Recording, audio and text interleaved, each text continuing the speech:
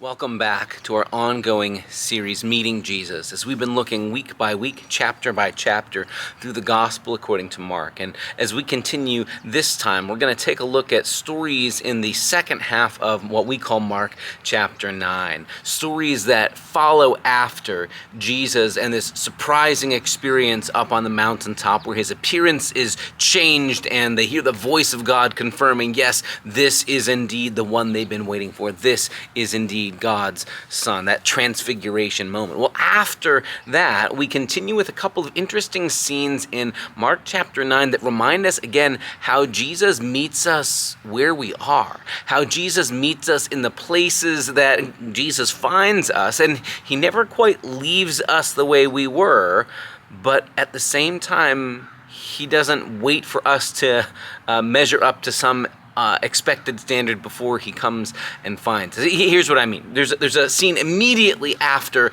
the transfiguration moment. Jesus and his disciples are headed back down the mountain, and the rest of the disciples who hadn't gone up on the mountaintop have been trying to help this man whose son is possessed by some kind of unclean spirit that convulses him and throws him into the fire, and the disciples haven't been able to heal this man, to cast out this evil spirit, and the disciples have tried everything they know how to do, and the Father then comes to Jesus, and his way of saying it, he says, "Teacher, I brought you my son.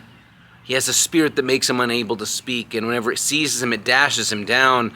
I asked your disciples to cast it out, but they could not." And Jesus is kind of frustrated. He's like, oh my goodness, still are we dealing with this? Still my disciples don't have what it takes. Still they don't respond. And yet, his response back to him, he says, Jesus asks how long this has been happening, and the Father says, from childhood, if you are able to do anything, will you have pity and help us? And Jesus responds, if you are able, anything is possible for the one who believes.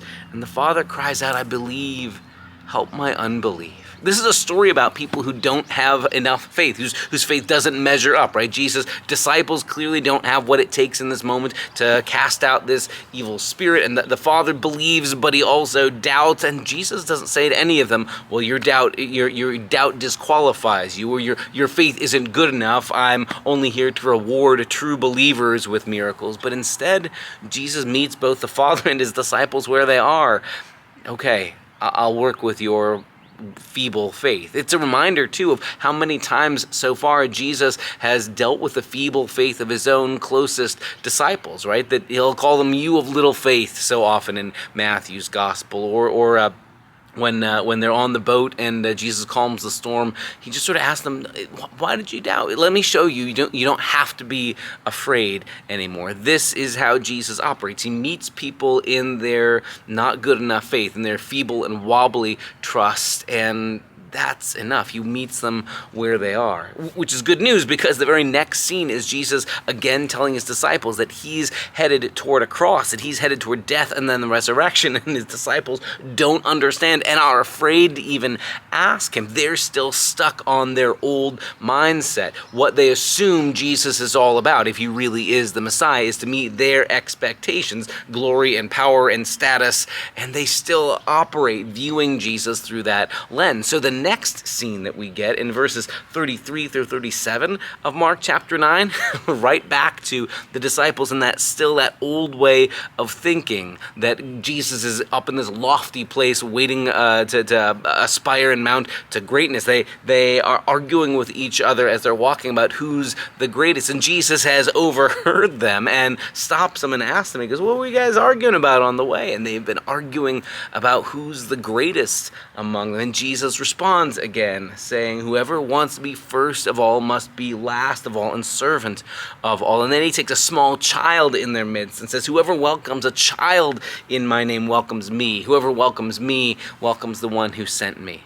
That can be hard for our ears to hear in a culture that kind of sometimes romanticizes and sentimentalizes childhood, as though childhood is this young, celebrated kind of time. Our culture, caters to youth interest. In Jesus' day, in the first century, Children are non-persons, right? You don't have legal rights. You can't own things. There's no voting anyway, but there's no voice that you have if you're a child. You're basically a non-person. And here Jesus finds the ones regarded as nobodies, young children, and says, you need to treat the ones everybody else sees as nobodies, as though they belong. Welcome them as though you're welcoming me. If you want to be the greatest, you put yourself in the role of servant, and you take those who are regarded as lowly and you lift them up. Jesus has this way of turning the tables on us. They expect him to be way up high, and he comes down low down the mountain. They expect he will only work with those with bold enough, strong enough, sturdy enough faith, and Jesus meets us in our doubt. Jesus is expected to be the conquering king and hero who destroys his enemies,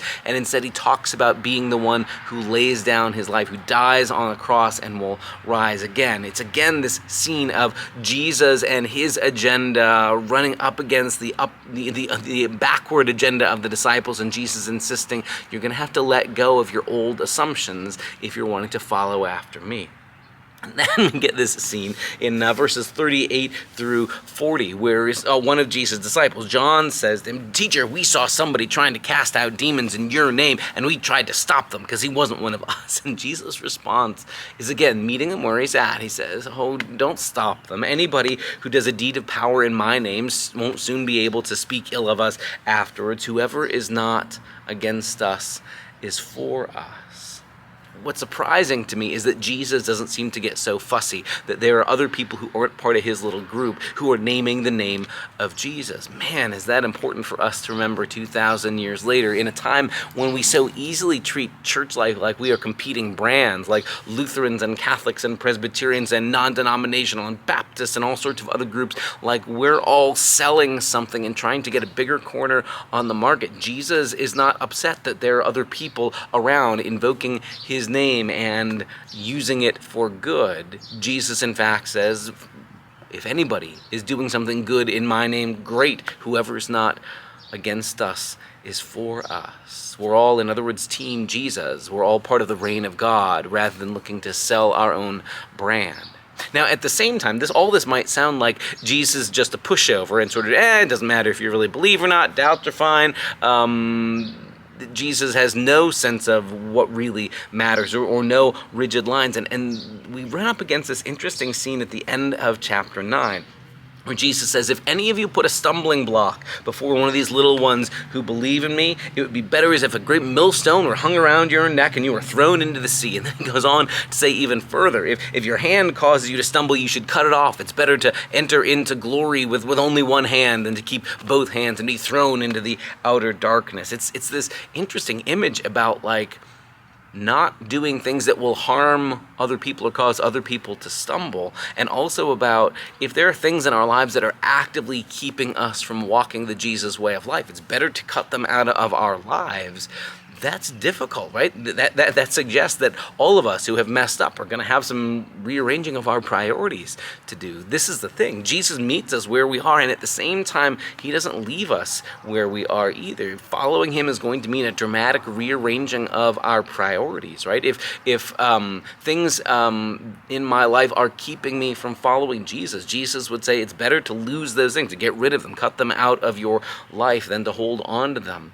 So if I become obsessed with having a bigger pile of money and accumulating more and more and more and more, and now my money and the number in my bank account is more important to me than loving my neighbor, Jesus would say, now that money has become an obstacle. Now that's become something that keeps you from being in a relationship with me. It's better to let go of that than to hold on to it and to miss out. If my car becomes my obsession, if I'm more interested in my popularity on social media or my status in the community, if I'm more interested in being envied by my neighbors, you pick it, right? Whatever things become these obstacles in our lives, Jesus using traditional rabbinical sort of exaggeration, hyperbole, even if it's your hand causes you to sin, it's better to cut that off, right?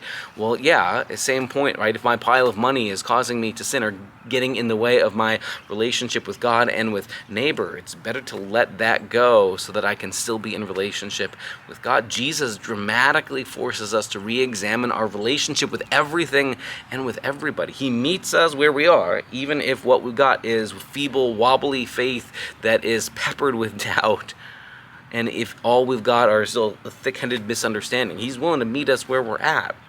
And yet he also insists on transforming us. And when we expect him to be way, way up high on mountaintops and stay there forever, or in positions of glory and power and might, he comes down and meets us at ground level. And he challenges us to meet him there and to let that change our perspective.